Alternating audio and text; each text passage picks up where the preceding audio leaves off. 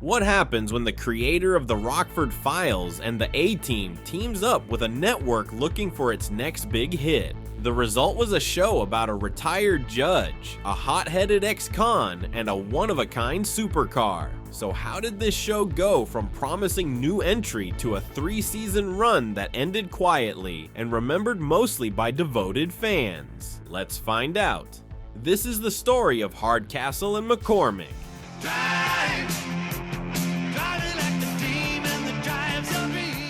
At the start of the 1980s, Stephen J. Cannell was already a proven force in television. Working alongside writer Patrick Hasburg, Cannell began developing a new project that would stand apart from traditional cop dramas. During its earliest stages, the show carried the working title Rolling Thunder, a name that would later be used as the title for the pilot episode. The core concept was inspired by Cannell's earlier experiment with mismatched duos in 10-Speed and Brown Shoe. At the heart of the series is Judge Milton Hardcastle, a gruff, rule-bound former judge preparing to retire after years on the bench in Los Angeles. While sorting through his files, Hardcastle discovers hundreds of cases where criminals manage to escape punishment due to legal loopholes and technicalities. Rather than walk away, Hardcastle decides to take matters into his own hands. Inspired by his childhood hero, the Lone Ranger, he envisions himself as a crusader for justice.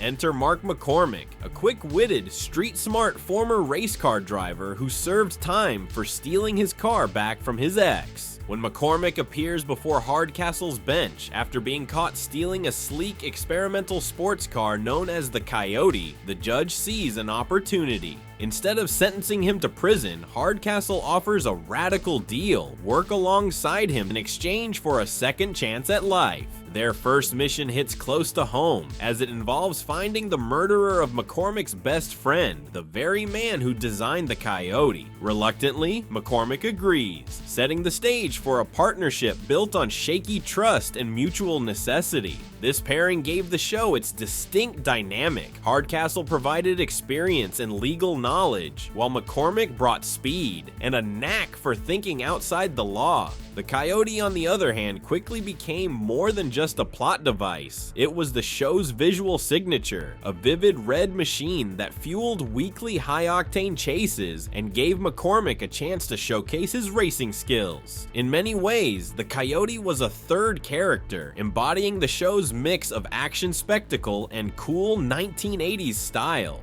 For the role of Judge Hardcastle, the production turned to veteran actor Brian Keith. With a long career in both film and television, Keith brought a commanding presence to the part. Opposite Keith, Daniel Hugh Kelly was cast as Mark McCormick. Kelly's performance gave the character a layered mix of youthful energy and vulnerability. The chemistry between Keith and Kelly quickly became one of the series' strongest elements. Their frequent verbal sparring and clashing personalities added humor to the action-driven format, while moments of loyalty and mutual respect added depth to their evolving partnership. Sunday, Mark goes to crime school. Told you to get the guy's autograph, not steal his car. I didn't steal the car, I borrowed it.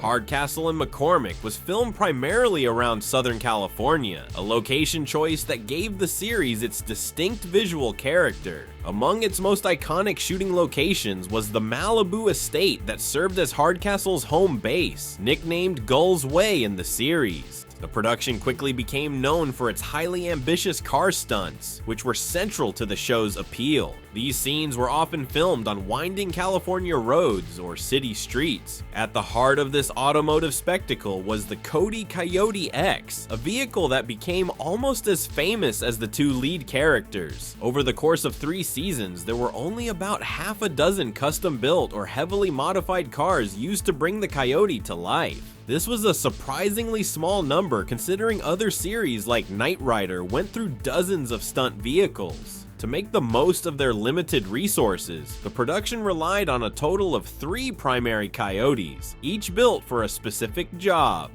a close-up hero car, a finely tuned chase car for high-speed pursuit scenes, and a reinforced jump car designed to take the abuse of off-road driving and stunt work. The original Season 1 Coyote wasn't simply a repainted kit car, despite what many fans assumed over the years. Its design was inspired by the McLaren M6 GT prototype racer, but the body was an entirely custom creation by Hollywood builder Mike Fennell. Using his own fiberglass molds, Fennell gave the car its sleek, futuristic appearance before fitting the body onto a modified Volkswagen Beetle chassis. The jump car was the most specialized build of all. It sat on a custom tubular off-road frame with a full roll cage, triple shock absorbers, and a tuned VW engine. This design allowed it to survive the harsh landings and rough terrain required for the show's spectacular stunts. Most of the big jumps featured in the series were filmed during the first season using this car, with later seasons often recycling that footage to reduce risk and costs. When Season 2 began, audiences immediately noticed that the Coyote looked very different. The updated version had a wider, squarer roofline, gull-wing doors, and a bulkier profile. This redesign wasn't just cosmetic, it was a practical necessity.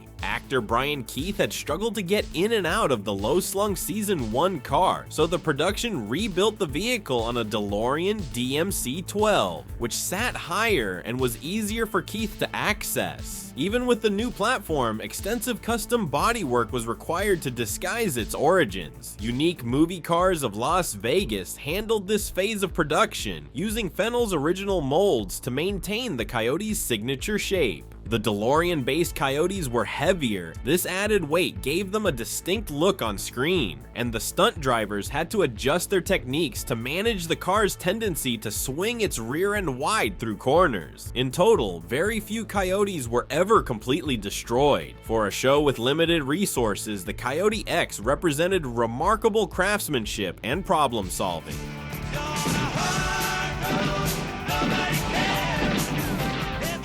Music played a crucial role in shaping the show's personality. The original Season 1 opening theme, titled Drive, was written by Mike Post and Stephen Geyer and sung by David Morgan. Its energetic chorus perfectly captured the show's car-centric focus. Mike Post, along with Pete Carpenter, also composed the show's instrumental score, which carried the same upbeat, action-driven style that became a hallmark of Cannell Productions. In Season 2, producers briefly replaced the theme song with Back to Back, performed by Joey Scarberry.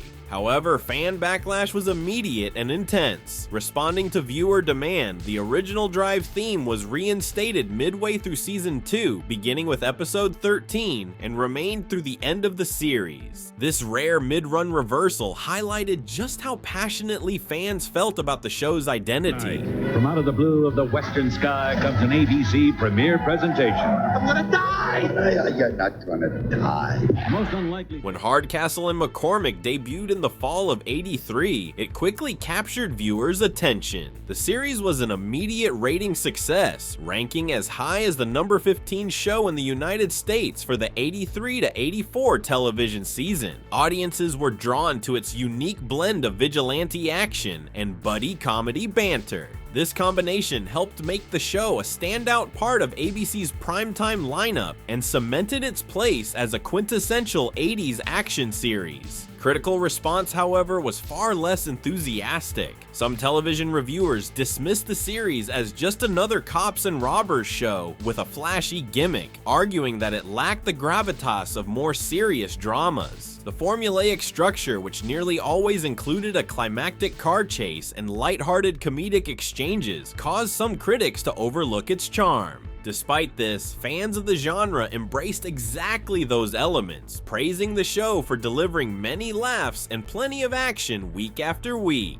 As production reached its third season, ABC began to notice a steady decline in ratings. The novelty that fueled its early success was fading, and with tougher competition on the schedule, the show struggled to hold its audience. The network ultimately decided to cancel the series as part of a wider effort to overhaul its primetime lineup. When the series concluded with its final episode in May 1986, the story came full circle. In the finale, McCormick decides to enroll in law school, a choice influenced by his partnership with Hardcastle, providing a gentle and hopeful conclusion to their 3-year journey. While the show's ending provided closure for its characters, its departure left a void for fans who weren't ready to say goodbye. Only this time, they're taking on the big boy. We're gonna get him.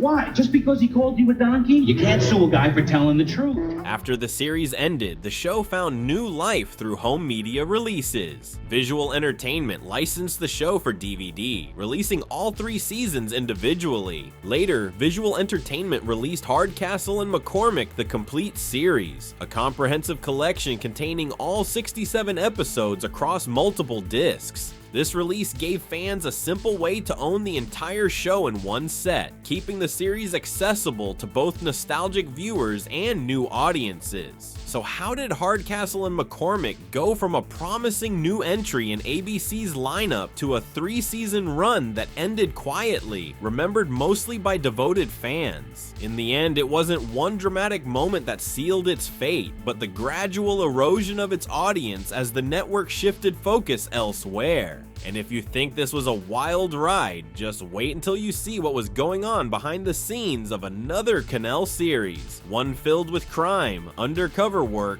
and dangerous double lives. Join us next time as we dive into the untold story of Wise Guy.